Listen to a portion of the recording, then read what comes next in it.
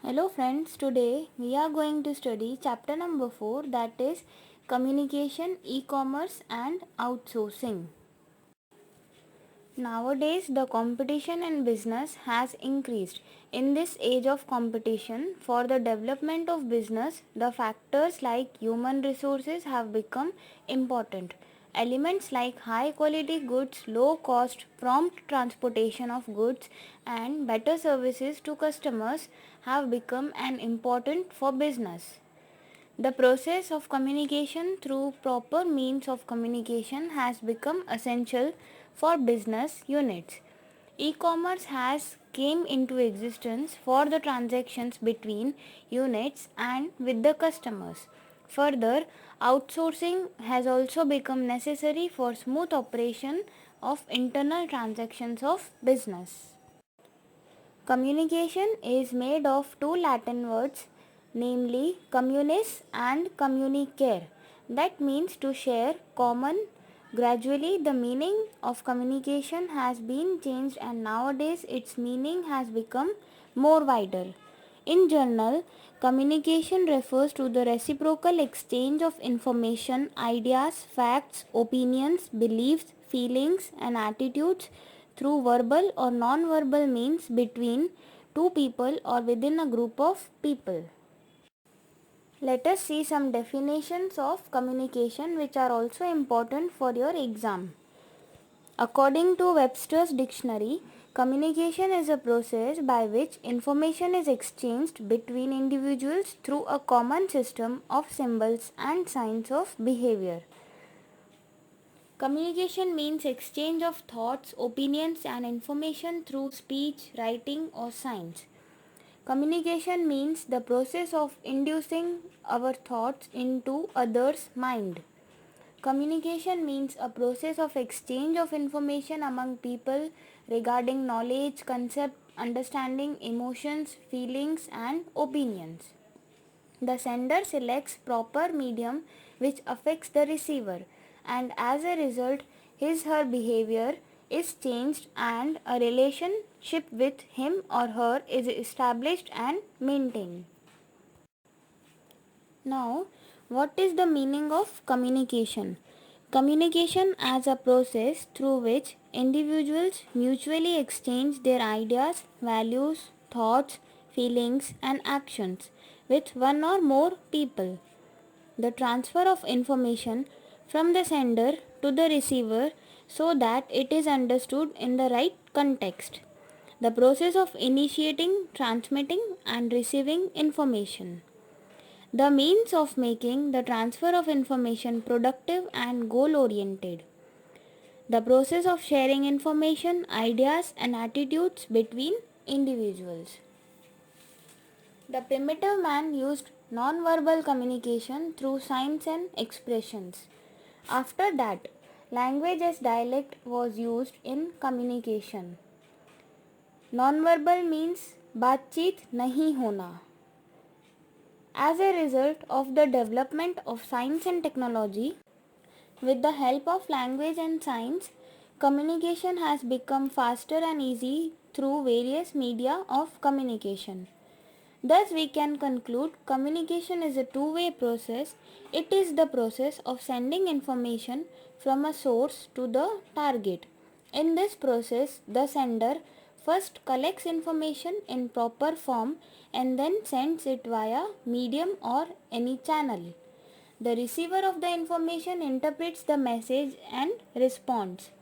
Thus, in communication, information, concept, emotion, feelings or instructions are exchanged between two or more persons. In communication, when messages are transmitted through words, that is, by use of language, it is known as verbal communication. In verbal communication, information is in written or oral form. Proper selection of words and their placement in the sentence is also important in verbal communication. Thus, specific meaning is extracted from the sentence. Keep it short and sweet. Principle should be followed while creating a message. The message should be short and easy to understand. When communication process of passing information is attempted without using words, it is known as nonverbal communication. In this type of communication, information is exchanged through signals, physical expressions, gestures, postures, facial and eye expressions, and in artistic way, that is by music, singing, dance, sculpture, pictures, drawings, maps, and etc. Communication process. Here you can see a chart showing first is sender. He will encode the message through a medium or channel from which the message will pass, and it will be decoded. The message will be decoded to receiver. Again the receiver will respond and he will give the feedback. Information means the outcome received after the processing of data. For example, if we collect price of a thing from 5 different sources, then these prices are data. But the details like maximum price, minimum price, etc. are information. At the stage of communication, the steps of exchanging information takes place. The communication process is a set of some sequential steps involved in transferring message as well as feedback. The process requires a sender who transmits messages through a channel to the receiver. Then the receiver decodes the message and sends back some type of signal or feedback. Now we shall see the steps or process of communication. First is developing idea by the sender. In the first step, the communicator develops or conceptualizes an idea to be sent. The sender is the individual who initiates a message and is also called the communicator or source of communication. The sender might be a speaker, a writer, or someone who merely gestures. It is also known as the planning stage, since in this stage the communicator plans the subject matter of communication. In the next stage, encoding takes place when the sender translates the information or message into some words, signs or symbols. Without encoding, the information cannot be transferred from one person to another. In encoding the message, the sender has to choose those words, symbols or gestures that he believes to have the same meaning for the receiver. While doing so, the sender has to keep the level of the receiver in mind and accordingly communicate with him in the way the receiver understands it. The message may be in any form that can be understood by the receiver. Speech is heard, words are read, gestures are seen or felt, and symbols are interpreted. For example, there are several communications we make with a wave of the hand or with a nod of the head, a pat on the back or blinking of the eyes. The third step is developing the message. Message is created in exchange of information. Message can be oral, written, verbal or non-verbal. After encoding, the sender gets a message that can be transmitted to the receiver. The message can be oral, written, symbolic or non-verbal. For example, when people talk, speech is the message. When people write a letter, the words and sentences are the message. When people cry, the crying is the message. Next step is selection of medium or channel.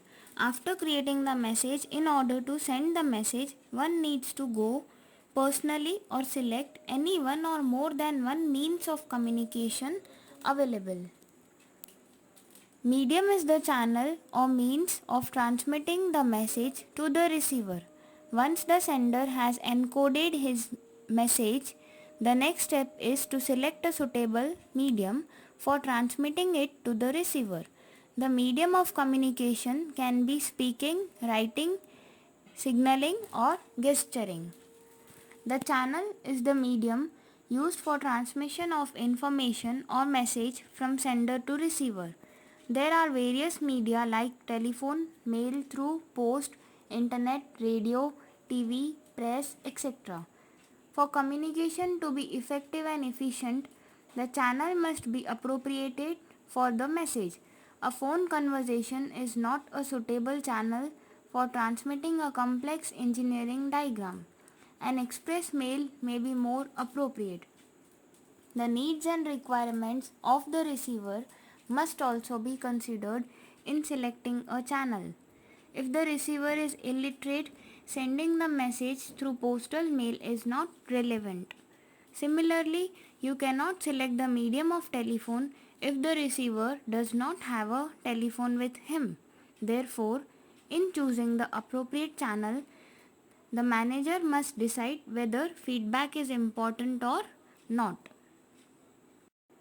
Next is transmission of message. The message is sent after selecting the information and medium of message. In this step, the sender actually transmits the message through chosen medium. In the communication cycle, the task of the sender ends with the transmission of the message. Next is receiving the message by receiver. The sender sends the message and receiver accepts the message. This stage simply involves the reception of a sender's message by the receiver.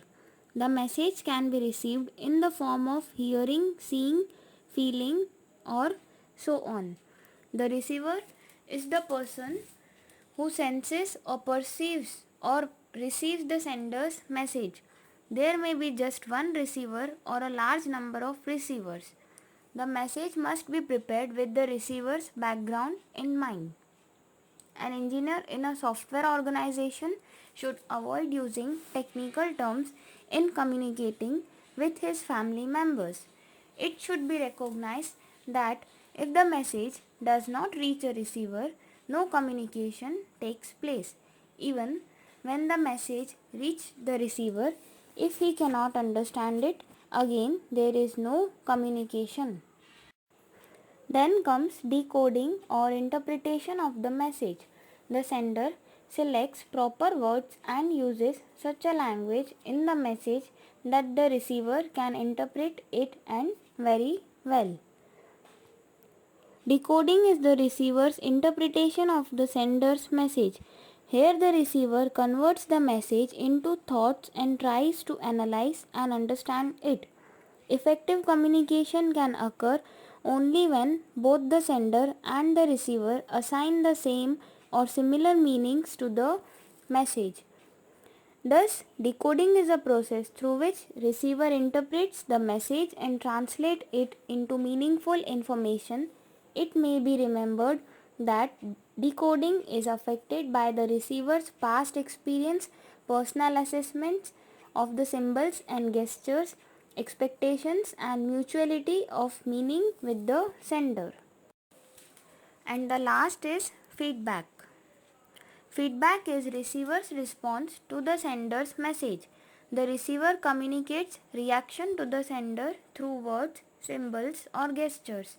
It is the reversal of communication process where receiver becomes the sender and sender becomes the receiver. Unless the receiver responds to the message, communication process is incomplete. Feedback helps the sender transform his message if needed. It also allows the receiver to clear doubts on the message, ask questions to build his confidence, and enables the sender to know efficiency of the message. Feedback of information makes the communication process complete. In face-to-face communication, sender can immediately receive the feedback. Written communication, on the other hand, takes longer for the sender to receive feedback on the message. Thus, feedback plays important role in two-way communication. In one-way communication, sender communicates with the receiver without getting any feedback, but in two-way communication, the receiver provides feedback to the sender. Through one-way communication takes less time and it is more orderly. It avoids noise and chaos.